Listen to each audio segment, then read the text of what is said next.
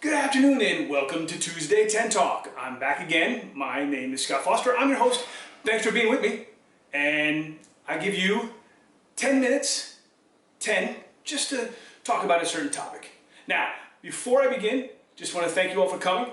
And if you're watching live, if you're watching tonight or tomorrow, please don't hesitate to say hello and leave a message. Especially want you to leave your thoughts about our topic today.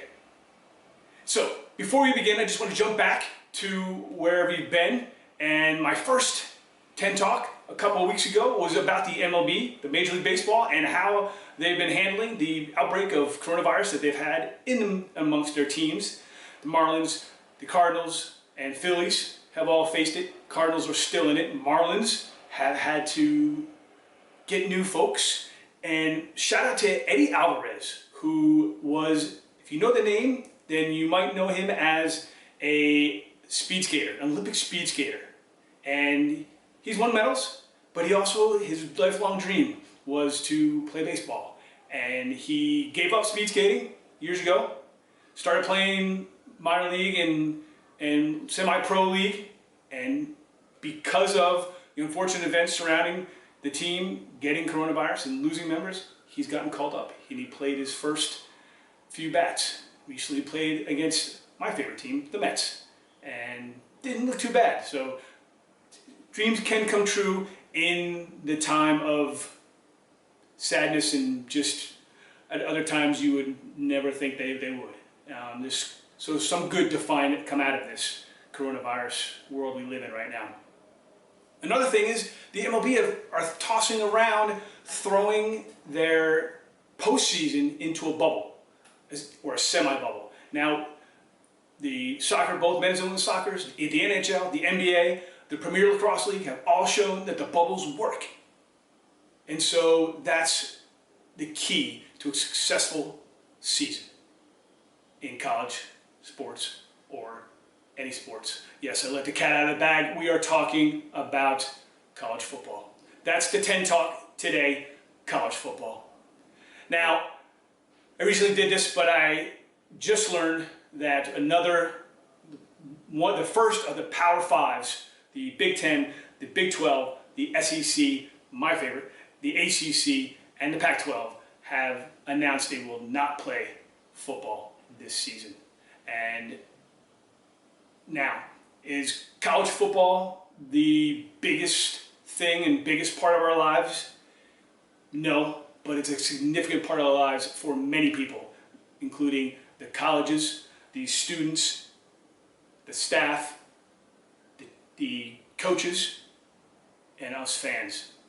If you're like me and you love college football, you live for Saturdays. I live for Saturdays, don't really care for Sunday. And now, at least one major conference, along with a few other conferences, have announced they will not play college football this fall. Now, Division II, Division III already have foregone their fall sports. No fall sports for either of those divisions. Again, a huge step. And it's all, what's the number one thing that they're dealing with and that they're concerned about and they're looking out for? Is the students, the student athletes and their well-being.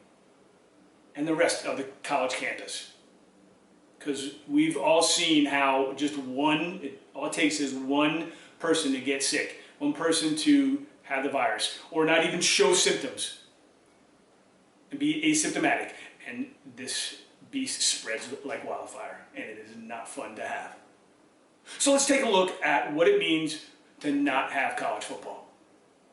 Now, the Big Ten has already announced it. We all know those schools. The MAC has said they will not have football this year. So if you know schools like Toledo and Ball State and Ohio, those schools that kind of sneak up on us and jump into the top 25 sometimes, maybe even play a spoiler. The Mountain West with schools like Colorado State, Boise State, schools that definitely sneak into the top 15, sometimes even into the top 10 and try and play that championship spoiler. They will not play football this year, at least in the fall. Now, what does that mean? It means a lot for the school. It means a lot for the town surrounding those schools. It means a lot for the network that hosts and plays those conferences. And of course, it means a lot for the fans, not just of the particular schools, but of college football, because it will be different this year. But most importantly, what does that mean for the student athlete? So let's start quickly with the institution, the colleges that will not have college football on their campus this year. Saturdays and some Thursdays will be very different. And they will not have this event on their campus or near their campus to kind of bring the school together, bring the students together, bring the town together. A lot of these schools play in towns where they have this huge fan base that fill their stadiums every Saturday during the fall. That's not going to exist now, especially for the schools that are in the Big Ten. Ohio State, Penn State, Michigan State, Nebraska. Huge football schools. It's a huge football conference. Not going to play. So what does that mean for Saturdays at those institutions, at those schools? So these schools are not going to be on TV. These schools will not be airing on these particular networks. ESPN traditionally starts off your Saturday at noon with Big Ten football. What now? Now, how does that impact the revenue and the deals, the package deals that the schools have made with, and the conferences have made with these networks? It remains to be seen. It'll be very interesting to see what the outcome and what the ramifications are of not having this sport. Now, before this, last week, most of these conferences put out their fall schedules. Most of them have done away with non-conference football and will only play conference football, which then also means that their season will start a little bit later, like September, late September, some maybe even October, going from an 11-game traditional season to 8 or 9. So some of these schools, their big rivalry is a non-conference game. Take, for instance, my beloved Gamecocks. Their non-conference foe down the road, up the road, Clemson. Yes, that may be a bright star for us this year, as the Clemson Tigers have clawed their way through us for the past 4 or 5 years, and it probably would do this year. But that huge game, in-state rivalry, that game that brings the state together is gone. Now, again, and it's another thing, it's another huge game on TV. What happens to that? And so, looking again at the impact that this has on the surrounding environment. Now, how about our student athletes?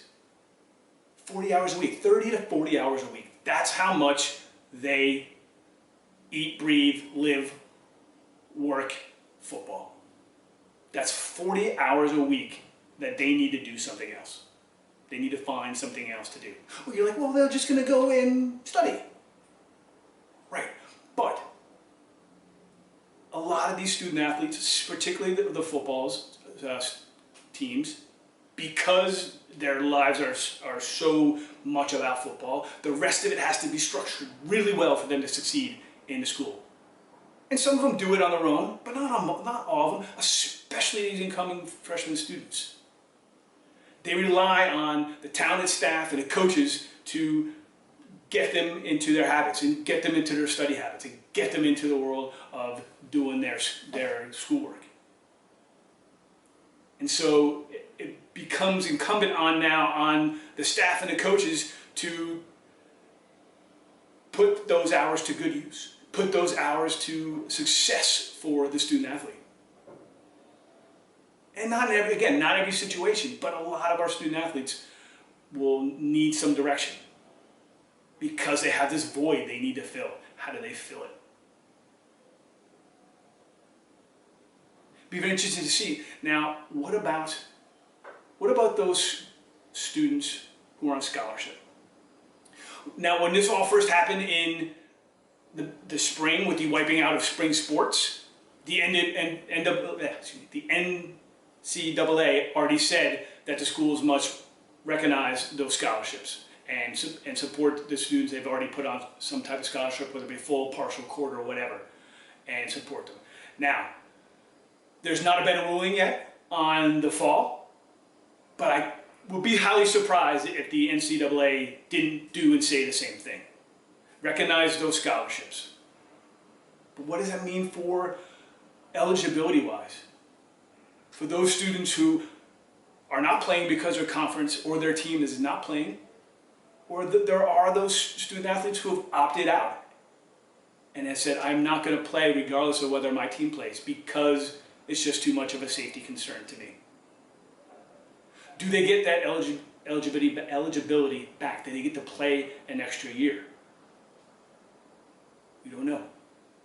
It's all such a fluid environment right now that is affecting such a huge part of these young people's lives. And it also is a factor with the draft. That little 1% of students, of football players, who get to try out for the NFL, who make it, who get drafted, even if it may be the 12th round, but they still got drafted, trying to live their dream. Now, what if I'm a football player, I was injured last season, but I worked my butt off all postseason, all spring long, trying to get back in to show off my last year in college and do well so I can get drafted. Now I have no team, I have no sports, I have no way to do that. How do I prove to the NFL that I'm a guy that you want on your team? How does the NFL find their new recruits? How do the scouts find the new people that they're going to say, hey, owner, you should buy this person. You should draft this person. They have nothing to go on. They want to have a season to go on. They had their last games they played. And so it's a huge ripple effect. And is it the right thing to do? For the student athletes, for the safety and the health of everybody? Yes, it is. But I'm curious to what your thoughts are. Tell me what you think. You can find me here if you're watching now. I'd love to hear what your thoughts are. If you're watching later, leave a response. Do you want to see college football this year, this fall? Do you care?